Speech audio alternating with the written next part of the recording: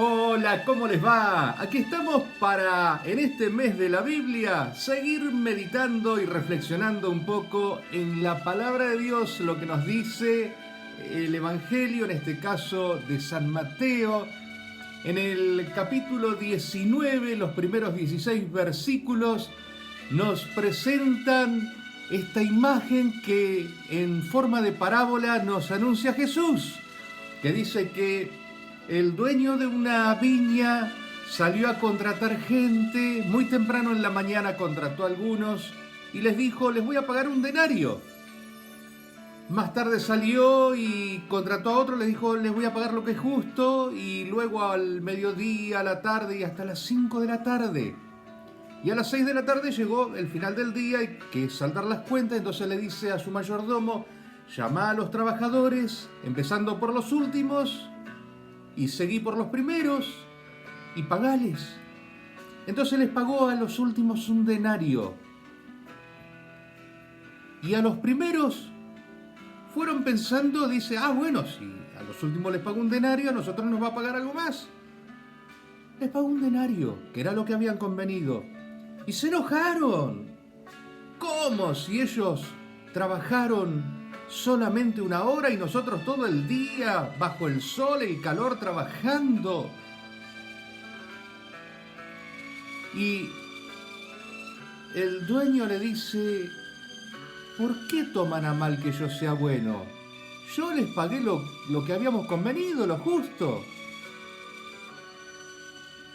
Esto nos tiene que llevar a reflexionar sobre la lógica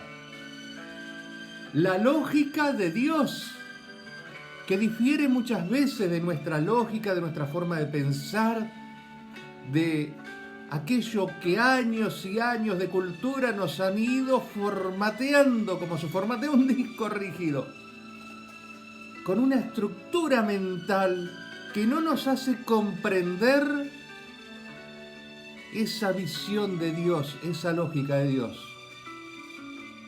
Y nosotros nos apoyamos muchas veces en la lógica humana. ¿Cuántas veces decimos, es lógico? Cuando sucede algo decimos, era lógico, iba a suceder. O a veces hacemos construcciones lógicas. Pero a veces nos topamos contra una pared con esa lógica humana. Porque, fíjate vos, ahora están todos con la mirada puesta en Venus. Está en marcha una misión para llevar gente a Marte, naves a Marte, pero también están ahora mirando para Venus. ¿Y por qué te digo esto? Porque Venus está contrariando la lógica. Si vos miras todos los planetas, desde el polo norte magnético, todos giran en sentido antihorario. Y Venus es la excepción. Venus gira para el otro lado, desafiando la lógica. Tratan de buscarle explicaciones, pero ninguna llega a ser efectiva, totalmente efectiva. Es algo ilógico que Venus sea el único planeta que gira al revés. Hay universidades que se unieron para buscar planetas fuera del sistema solar, exoplanetas, en otros sistemas estelares, y encontraron varios, encontraron 17, y todos los planetas, todos esos sistemas, tienen la misma lógica que tiene el sistema solar nuestro, es decir, girar. Si vos te pones sobre el norte magnético del Sol, en sentido antihorario. Pero encontraron un exoplaneta que gira al revés. En lugar de girar en sentido antihorario, gira en el sentido de las agujas del reloj. ¿Y dónde está la lógica? Por eso a veces, incluso cuando construimos expresiones lógicas, yo te puedo decir, el agua contiene oxígeno, el oxígeno aviva el fuego, y podría construir el agua, por ende el agua aviva el fuego, porque si algo es mayor que otro y eso es mayor que un tercero, el primero es mayor que el tercero, es la construcción lógica. Pero es ilógico que yo te diga, el agua contiene oxígeno, el oxígeno aviva el fuego, por ende el agua aviva el fuego, porque todos sabemos que el agua apaga el fuego. A veces construimos escenarios lógicos, pero la lógica de Dios es distinta, totalmente. Y Jesús no solo la expresa en este capítulo, no solamente en el 19, sino que vamos a unir el 18 y el 19, porque en el 18 ya venía corrigiendo esa lógica humana, esa lógica hasta de la religión, de la época, de las costumbres. Por ejemplo, comienza el capítulo 18 mostrando un grupo de fariseos que, como siempre, intentan hacer trastabillar a Jesús y le preguntan por el tema del divorcio. Si se pueden divorciar de su mujer por cualquier motivo. Y le dicen, porque Moisés nos autorizó. Y Jesús le dice, por la dureza de sus corazones. Moisés puso esa lógica humana, porque al principio no era así. Al principio, ¿cómo era? Adán dice sobre la mujer, esta es hueso de mis huesos, carne de mi carne, está a mi misma altura. Sin embargo, habían ido transcurriendo los tiempos y la mujer había ido siendo degradada en la visión del género humano. Y Jesús la ensalza, la vuelve a poner en su lugar, dice, hay que volver como al principio. Porque el hombre podía repudiar a la mujer, pero la mujer no podía repudiar al hombre. ¡Qué contrasentido! Entonces, lo primero que hace Jesús es sacar esa lógica de que la mujer no tiene protagonismo, que no tiene que estar a la altura del hombre. Lo segundo que hace, si seguimos ese capítulo 18, le presentan niños. Y los mismos apóstoles, dice que los recriminan, tratan de impedir que él bendijera a los niños. Y Jesús los reta a los apóstoles, dice, déjenlos, porque como ellos, los que son como ellos, van a ser los que hereden el reino de los cielos. Los niños y las mujeres que estaban discriminados en aquel tiempo. Y me pregunto si con el correr de los siglos no ha seguido pasando mucho de eso. Y Jesús ahí pone también la mirada diciendo, esto no es la lógica de Dios. Esta es lógica de ustedes, lógica humana. Discriminar a los niños, a las mujeres. Y después viene el encuentro con el joven rico que llamamos. Porque dice, hay un joven que le dice, Señor, ¿qué tengo que hacer para heredar la vida eterna? Y Jesús le dice, bueno, cumplí los mandamientos. ¿Cuáles? Este. Jesús le enuncia los mandamientos. Y le agrega la versión del Deuteronomio que señala como mandamiento amar al prójimo como a sí mismo, como a uno mismo. Y él dice, el joven muy suelto de cuerpo dice, yo todo eso lo cumplo, incluido el amar al prójimo. Pero cuando Jesús lo contrasta, él dice, bueno, bárbaro, perfecto. Entonces, andá y lo que tenés ponelo en segundo lugar. Vendé el exceso de cosas que tenés para ayudar a tu prójimo. Y ahí el joven se marcha entristecido. Entonces Jesús nos vuelve a enseñar que la lógica humana no se condice con el pensamiento de Dios, con la lógica del amor, de la misericordia. Él creía que estaba, ese joven rico creía que estaba cumpliendo los mandamientos, creía que la cosa era cumplir. Y la cosa es más profunda, no es solo cumplir. El cumplir viene porque amás, es como una consecuencia. Pero la lógica humana lo trastocó todo y pensaba que si cumplís cosechás tal cosa y no, es al revés. Por tu fe, por la misericordia de Dios vos obtenés cosas y en función de eso, como consecuencia de eso, vivís una vida cristiana. Y es entonces cuando ¿quién no puede faltar? Pedro. Pedro que le dice al Señor, ¿y nosotros entonces que lo dejamos todo por seguirte?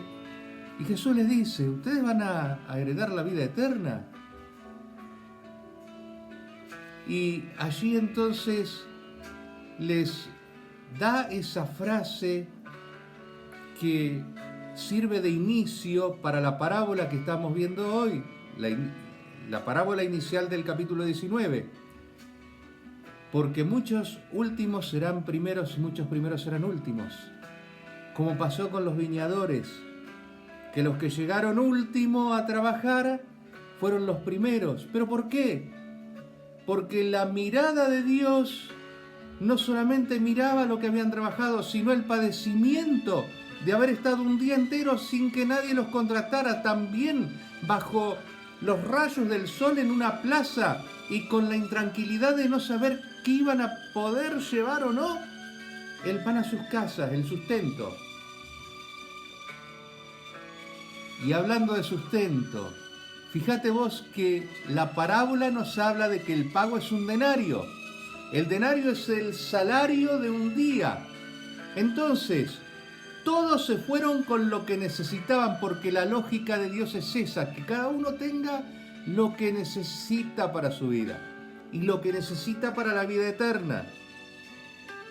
Entonces, ese es el pago. Cada día tiene su salario, su denario. Cada día vos tenés de Dios algo y tenés algo por hacer por el reino de Dios. Es ese denario, es lo que corresponde a cada día. Es la lógica de la antigüedad oriental. La compensación no por lo que hiciste, sino por lo que necesitas. Entonces, esa es la misericordia de Dios. Dar lo que se necesita.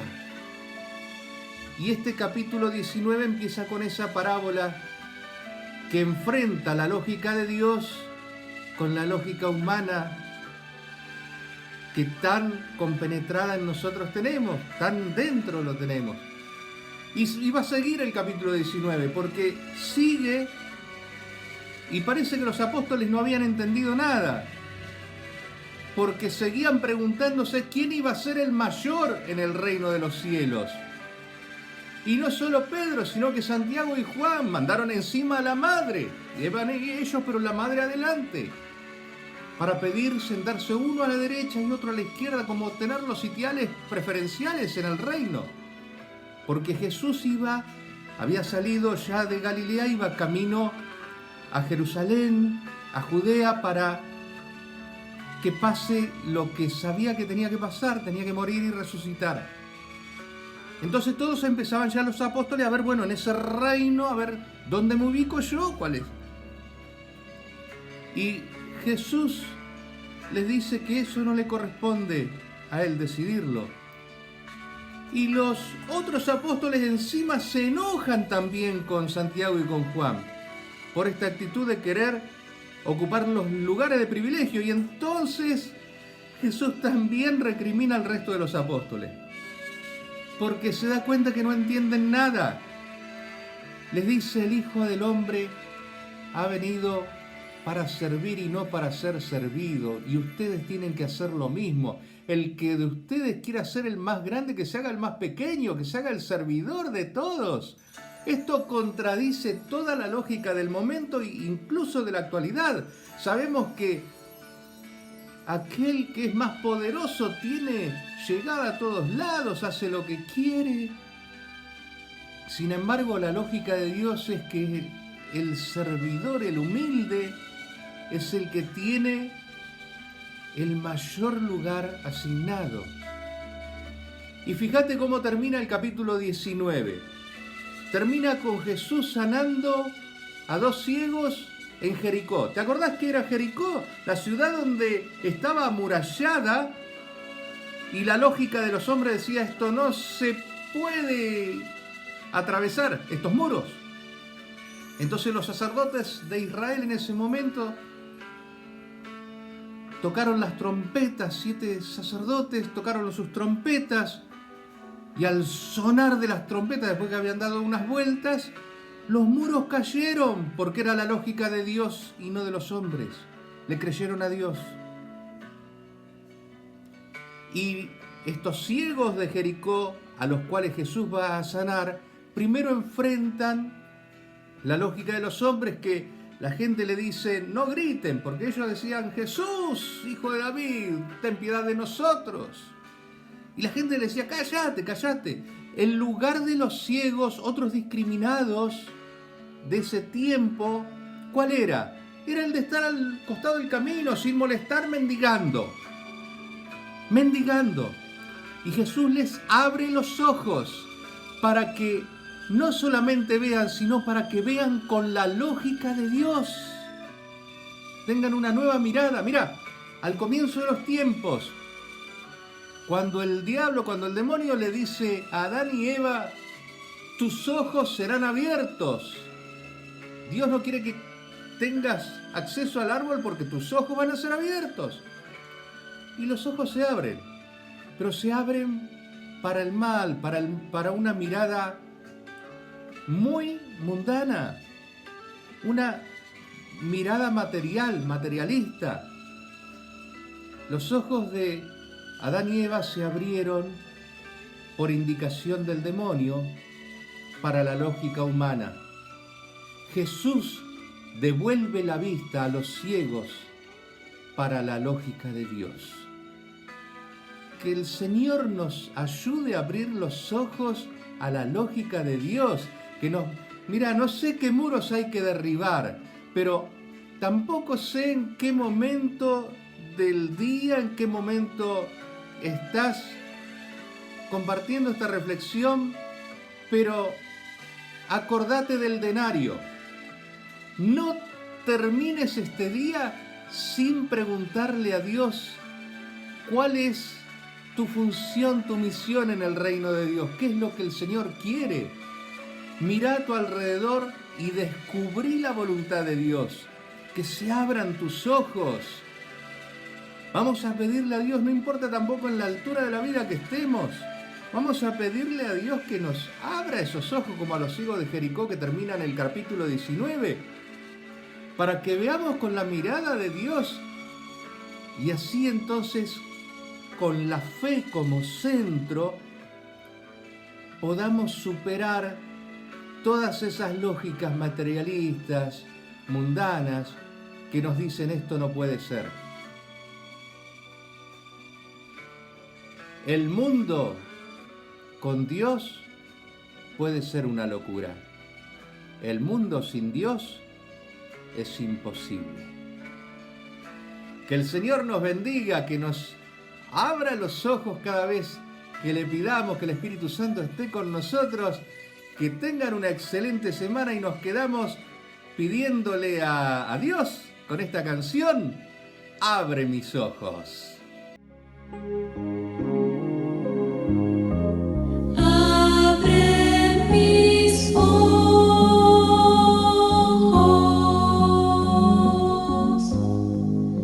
Jesús, quiero verte,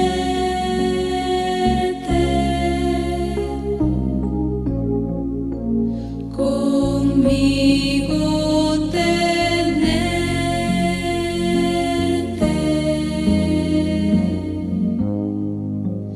decirte que te amo.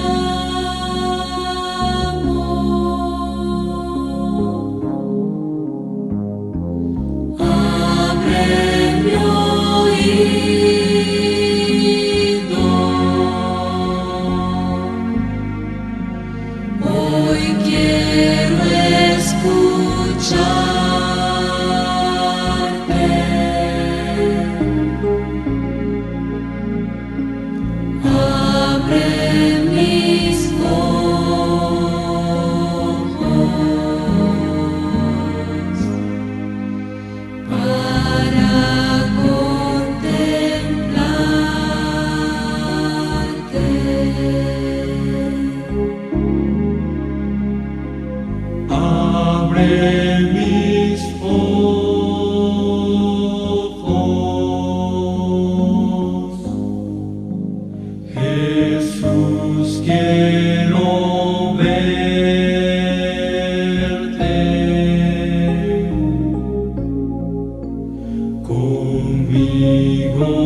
tener.